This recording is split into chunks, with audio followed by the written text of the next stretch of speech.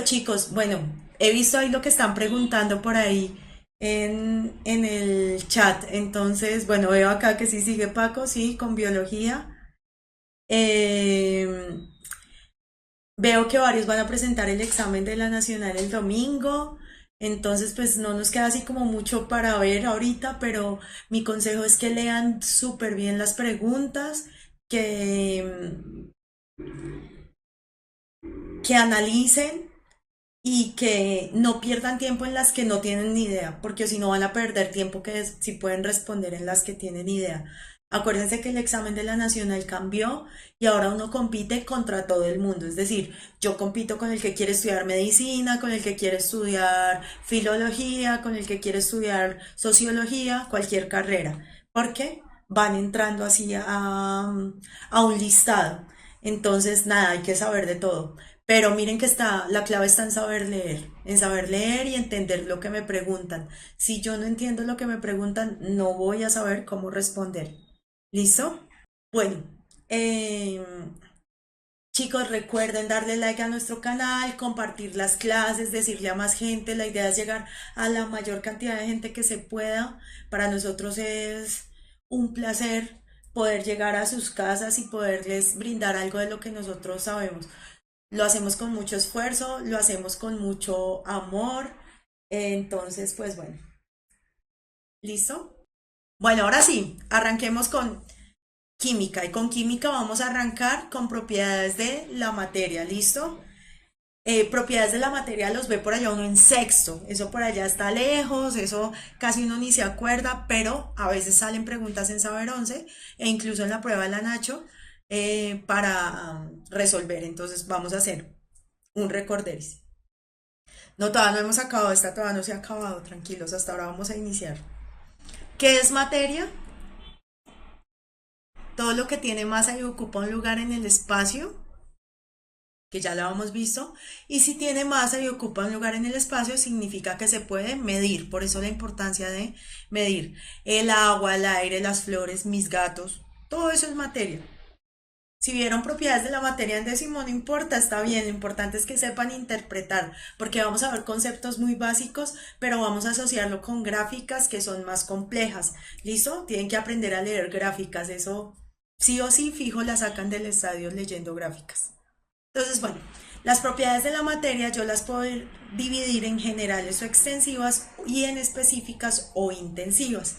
Las extensivas son aquellas que dependen de la cantidad de materia que yo tenga. Entonces, la masa, el peso y el volumen. Acuérdense la diferencia entre masa y peso, que luego se las explicarán en física, pero una tiene que ver con solo lo que yo tengo medido y la otra tiene que ver con la asociación con la gravedad, ¿cierto? El volumen. Entonces, las propiedades extensivas dependen de la cantidad de materia. En cambio, las específicas o intensivas no dependen de la cantidad de materia. Si yo tengo 1 kilogramo o tengo 1 miligramo, van a tener las mismas características, ¿listo? Entonces, las físicas es donde no cambia la composición, ¿sí? Pero puede cambiar el estado de la materia. Entonces, por ejemplo, yo puedo hablar de punto de fusión, de punto de ebullición, y las químicas son aquellas donde sí altero la estructura molecular, donde hay una transformación y hay una reacción. Por ejemplo, hay unas sustancias que son más susceptibles a combustionar, a incendiarse, ¿cierto? Entonces, esa es una propiedad de esa materia, de ese compuesto en específico. ¿Listo? Vamos a ver algunas de las propiedades físicas. Entonces, ¿qué pasa? Una de las propiedades físicas es la densidad. Densidad es igual a la masa sobre volumen. Entonces, es la masa que ocupa un cuerpo en un volumen determinado. Generalmente la damos en gramos por mililitro o gramos por centímetro cúbico. Por ejemplo, el agua. El agua tiene una particularidad y es que la densidad es 1 y entonces quiere decir que 1 gramo pesa 1 mililitro. Si yo cogiera y midiera en una probetica o en una jeringa 1 mililitro y luego peso ese mililitro de agua, me pesa 1 gramo. ¿Listo? Eso es la densidad. Las propiedades organolépticas, que son las que yo veo que el color, el olor, el sabor, ¿cierto? Si veo, no sé, la sal, entonces yo digo, bueno, es de color blanquita, tiene un sabor salado, no tiene olor característico, ¿sí? A ver, me preguntan acá. Los videos se pueden ver en el canal de puntaje, sí, y morder una galleta es físico o es químico. Entonces, cuando yo muerdo, el solo morder, le estoy cambiando la propiedad física, pero si yo ya estaba hablando de lo que transformó la galleta en el cuerpo, es químico. ¿Listo?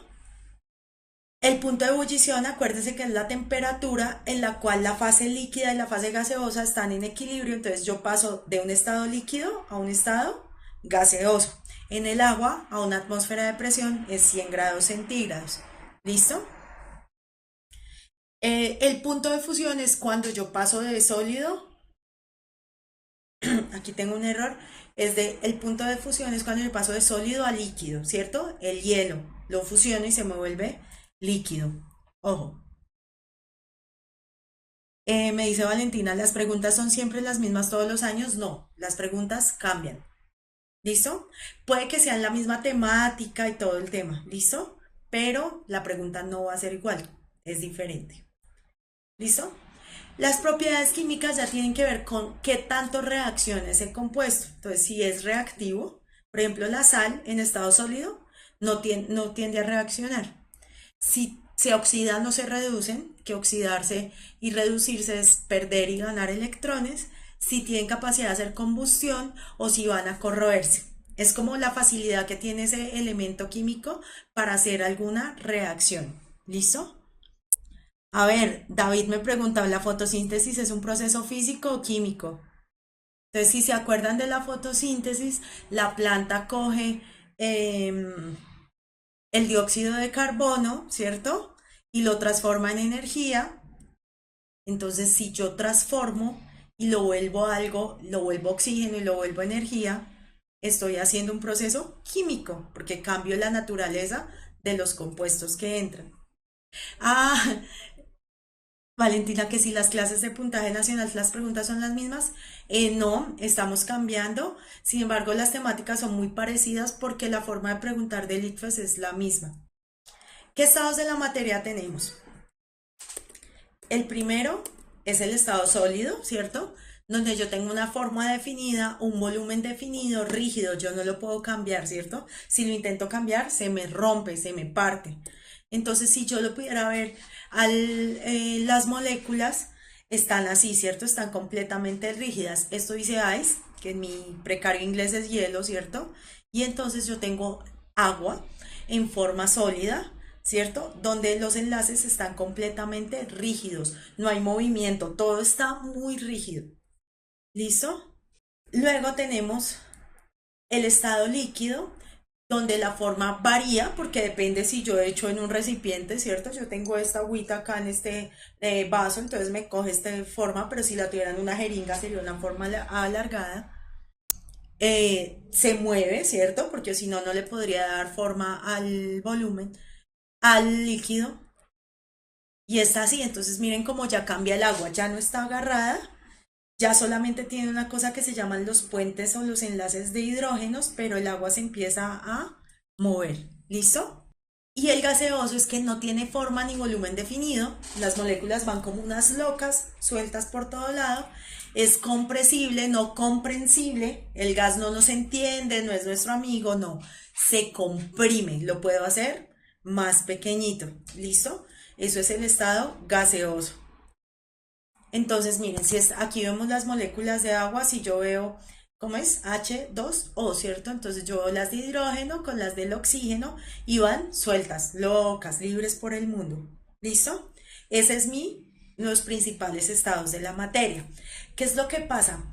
Cuando yo someto mis elementos, no todos, a condiciones críticas, a condiciones muy extremas, me salen otros dos nuevos estados, que son el plasma y los superfluidos. Entonces yo puedo decir que el plasma y los superfluidos son un tipo de estado de la materia.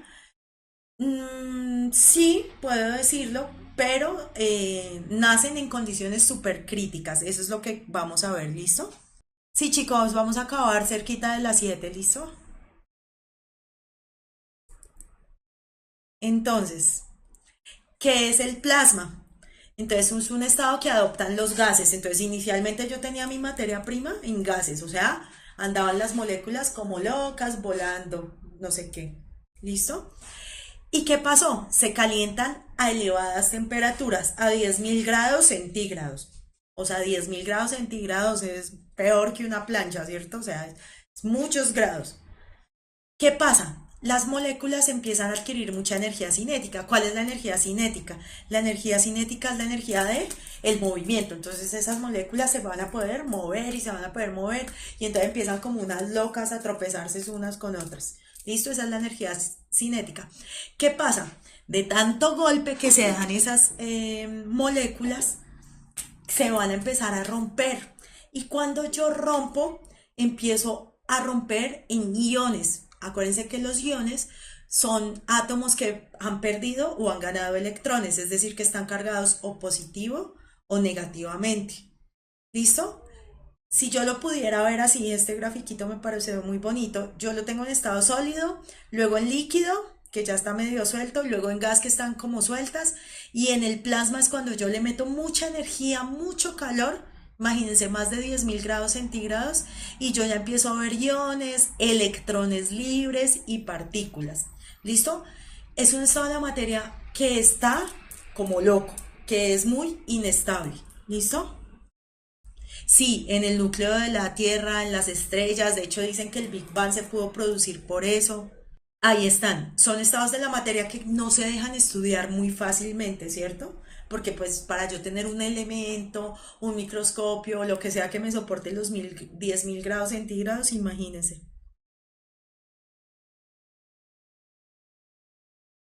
Tenemos otro que es el superfluido. ¿Qué es el superfluido? Lo mismo, llegó un gas y el gas se licúa. ¿Qué se licúa? Cuando yo digo que un gas se licúa es que se vuelve líquido. ¿Cómo vuelvo yo un gas líquido? Le tengo que poner una presión muy alta y unas temperaturas bajitas, ¿cierto? Cercanas al cero absoluto. El cero absoluto son menos 273 grados centígrados, ¿cierto? Es el cero de los kelvins. Entonces, yo tengo que tenerlo en una temperatura muy fría y a bajas y a altas presiones. ¿Qué pasa? Como los gases se comprimen, entonces yo disminuyo mucho su volumen y como la energía cinética es tan bajita porque lo tengo a tan bajita temperatura, el movimiento ya es muy pequeñito. Entonces empiezan a convertirse en un líquido. Y es en un líquido que tiene muy poca fricción y que se ve que empieza a subir como por las paredes. ¿Listo? Ese es un superfluido, que es de lo que ustedes siempre preguntan. No podemos descargar las diapositivas, pero sí podemos ver la clase. Me merezco un 5. Entonces toca por las clases de el canal de YouTube. No, cuando llueve no hay superfluido porque cuando yo estoy al aire libre la presión es muy bajita. ¿Sí? No sé, la presión al nivel del mar es una atmósfera y a medida que vamos subiendo en altura, por ejemplo aquí en Bogotá, estamos en Bogotá nosotros, la presión viene siendo más bajita, entonces no vamos a tener un tema de superfluido ahí. ¿Cómo son los cambios de estado que nosotros conocemos? ¿Listo? Acuérdense de los nombrecitos. Entonces, eh, tenemos el sólido, el líquido, el gaseoso. Este grafiquito me parece lindo porque me muestra la figurita y uno ya la asocia, ¿no? Entonces, cuando paso de sólido a líquido, lo estoy haciendo fusión. Cuando estoy de líquido a gaseoso, lo estoy vaporizando, vaporización. Pero si paso de sólido a gaseoso sin pasar por el líquido, o sea, casi que como que se desaparece la sustancia, estoy hablando de sublimación progresiva o volatilización. Esto se ve, por ejemplo, en el hielo seco. El hielo seco uno lo saca y empieza a verse como un humo ahí y luego ya no se ve, pero no se hace un charco de agua, como con el hielo normal. ¿Listo? Em, Al revés, entonces de gaseoso a líquido es condensación y de líquido a sólido es solidificación y de gaseoso a sólido es sublimación regresiva. ¿Listo? Este es más difícil de ver, el gaseoso a sólido es súper difícil de ver, tiene que estar en unas condiciones de laboratorio bastante extremas. Esto es solo para que se acuerden de los nombrecitos, sabemos de qué estamos hablando. ¿Listo? Miren cómo se ven los cambios de estados en un gráfico. Entonces esto es para cualquier, mejor dicho, cualquier elemento cualquier compuesto tiene una gráfica similar a esta que cambia. Este es el del agua, por ejemplo, a una atmósfera, ¿listo? Entonces, si yo estoy a menos de 0 grados, yo estoy en un estado sólido y luego en 0 grados empieza a haber un cambio. ¿Cómo es el cambio? Unas moléculas, ¿cierto? Se empiezan a transformar de sólido a líquido y empiezan a establecer un equilibrio. Dependiendo de la masa, ese tiempo va a ser más grande o más pequeño, dependiendo del área de contacto. Por ejemplo, eh, no sé, si yo tengo el hielo, ¿m? Y tengo un trozo de hielo muy grande, me voy a demorar más tiempo en volverlo todo líquido, ¿cierto? Pero la superficie se va volviendo líquida y luego la superficie y la superficie. Pues el tiempo va a ser más.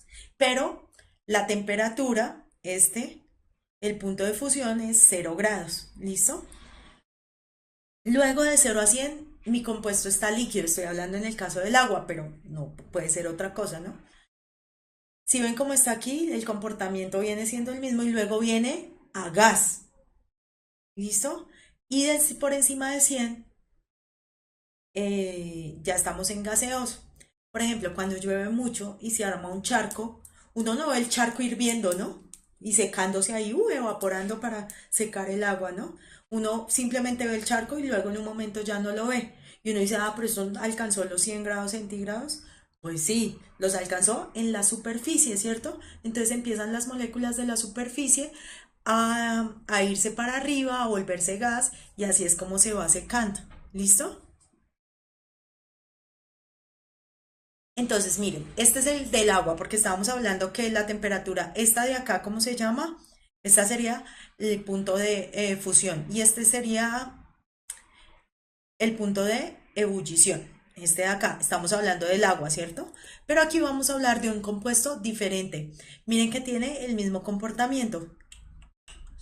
Es el mismo comportamiento, solo que el punto de ebullición está un poquito más alto y el de fusión está más alto, está en 229. Es un compuesto X. ¿Listo? Pregunta. De acuerdo con la gráfica anterior, el compuesto cambia de estado en qué tiempos. Entonces ahí es de analizar, de saber en qué tiempo cambia, en qué parte de la gráfica está cambiando de estado. Danilo, pasar de gaseoso a sólido es muy difícil de ver, toca verlo en un laboratorio, en condiciones controladas de presión. No es fácil de ver así al aire libre. A ver, Manuel de Betz dice la A. Ernesto dice de T2 a T3, que eso es la B. Jessica dice la B. Manuel repite la A. Oiga, Manuel, usted se está yendo en contra de toda esa gente, ¿está seguro? Ah, Jaime también lo está probando. John también dice la A. Manuel dice que sí, pues muy bien, es la A. Ojo, es la A, ¿por qué? Acuérdense que yo les decía, miren, en el agua, que es más fácil de ver porque uno asocia los puntos de ebullición y fusión más fácil. En todo este tiempo está sólida. Aquí se da el cambio de estado. Cuando la gráfica es así, horizontal. Aquí está líquida y aquí se da el cambio de estado. ¿Qué depende del tiempo? Ah, bueno, yo lo puedo tener más largo porque tengo más masa, ¿cierto? O porque tengo menos energía, no va a llegar a los 100 grados. Aquí pasa lo mismo. Es en estas, en donde no hay pendiente, donde la pendiente es cero, que se da el cambio de estado. La respuesta es la A. Muy bien, John. La A. Miren la B lo que pasa. Es T2 a T3. En T2 a T3, ¿en qué está? En líquido. Aquí está en sólido, aquí está en líquido y aquí está en gaseoso. Y aquí está cambiando de estado.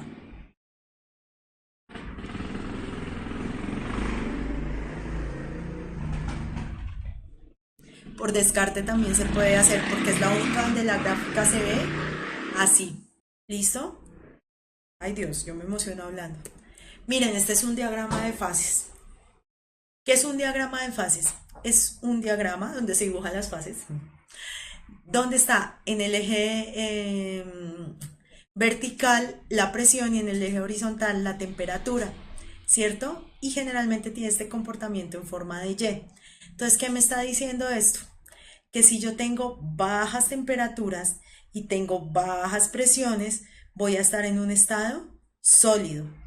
Esta lineecita, que es como la Y, es donde se dan los cambios de estado. ¿Listo? Es donde están en equilibrio los dos estados. Entonces, por ejemplo, sublimación, deposición o sublimación inversa. Es que deposición suena feo. ¿Listo? Este es de sólido a líquido fusión y de líquido a sólido solidificación. Y de líquido a gas evaporación y de gas a líquido condensación. ¿Listo? Este de acá se llama el punto triple del agua, que es en el punto donde están los tres estados en equilibrio. ¿Listo? Es a 0,0098 grados centígrados y a 4,58 torricelis. Entonces es una medida, es un punto muy difícil de ver porque yo tengo que coordinar las dos condiciones, la temperatura y la presión. ¿Listo? Entonces ya sabe que en el eje X está la presión y en el eje Y está la temperatura. Solo estamos viendo gráficas. A ver, pues, veamos esta.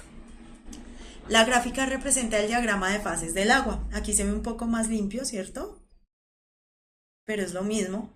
Acuérdense que toda la linecita es donde cambia de estado. Lo que pasa es que, por ejemplo, si yo tengo una olla de agua en Bogotá y una en Cartagena a nivel del mar, en Bogotá herve a 92 grados centígrados, pero en Cartagena herve a 100 grados centígrados porque estoy en una mayor presión. ¿Listo? Entonces dice, la gráfica que representa el diagrama de fases del agua a 0,5 atmósferas de presión y 80 grados centígrados, podemos decir que el estado en el que se encuentra el agua es. Entonces nos toca mirar dónde está, cuál es el estado. Todos dicen la C, gaseoso. ¿Seguros? Entonces, ¿cuánto es la atmósfera? 0,5, ojo, no 0,05. Bueno, ya quedó entre la B y la C, entonces ya está Enoch Valeta con B, el resto sigue con C, Juliet dice C o B. Entonces, ojo, si yo me paro en 0,05, que es por acá, ¿cierto? Más abajo ese 0,06 y a 80 grados que debe ser por acá, me dan gaseoso, ¿cierto?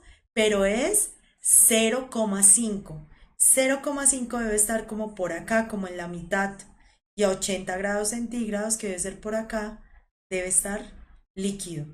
Ah, pilas con eso, 0,5, 0,05. ¿Qué les dije para la nacional?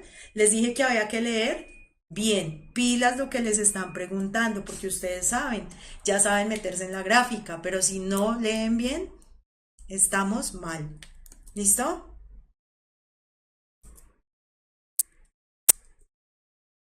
A ver, chicos, la última, la de para irnos. Dice, las siguientes propiedades fueron determinadas para un trozo de hierro. La masa es de 40 gramos. Cogieron un trozo de hierro X, la pesaron y dijeron, ah, pesa 40 gramos. La miraron y dijeron, ah, es de color grisáceo brillante. La pusieron a calentar y miraron el punto de fusión y dijeron que era 1535 grados Celsius. Que el volumen de esa piecita era 5,13 centímetros cúbicos y la echaron en agua y la agitaron y se dieron cuenta que era insoluble en agua. Teniendo en cuenta que las propiedades de la materia se pueden dividir en extensivas e intensivas, podemos asegurar que el hierro tiene como propiedad intensiva una masa de 40 gramos y un volumen de 5,13 centímetros cúbicos, que el hierro tiene como propiedad extensiva un punto de fusión alto, lo que explica que a temperatura ambiente es sólido. El hierro tiene como propiedad intensiva que es insoluble en el agua por su naturaleza química, de que el hierro tiene como propiedad extensiva el volumen ya que no depende de la masa. La respuesta anterior era la B.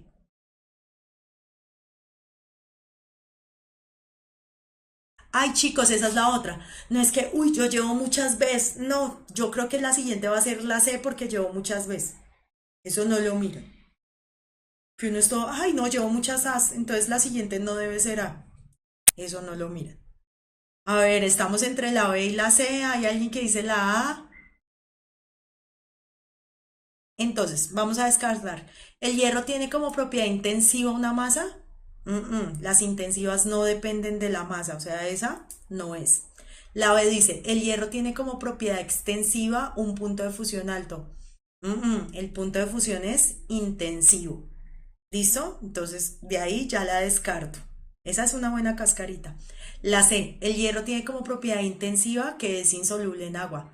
Ah, es así, porque es intensiva, no depende de la cantidad de materia que yo tenga, es insoluble en agua. La D, el hierro tiene como propiedad extensiva el volumen, ya que no depende de la masa. En este caso el volumen depende de la masa, porque si yo tengo más masa, voy a tener más volumen. Conclusión, la respuesta es la C. ¿Listo? Chicos, estados de la propiedades de la materia, fácil, sencillo, con unas preguntas aplicadas, vean un poquito las gráficas, acuérdense del eje X, el eje Y, todo ese tema, y ya. Pues recuerden darle like a nuestra página, recuerden cortarle a sus primos, compañeros, a todo, si pueden compartir en Facebook que vamos a tener clases, que la idea es llegar a la mayor cantidad de gente posible. Y el horario está ahí publicado, entonces pues mañana vuelven a tener clase a partir de las 5:30. Conmigo se ven la otra semana y pues nos estamos hablando. Eh, Disculpen las molestias técnicas, hoy estábamos otra vez adaptándonos, pero pues ya vamos mejorando, ¿listo? Chicos, un abrazo gigante, que les vaya muy bien. Ya son las 7, entonces pues ya nos tenemos que ir. Chao.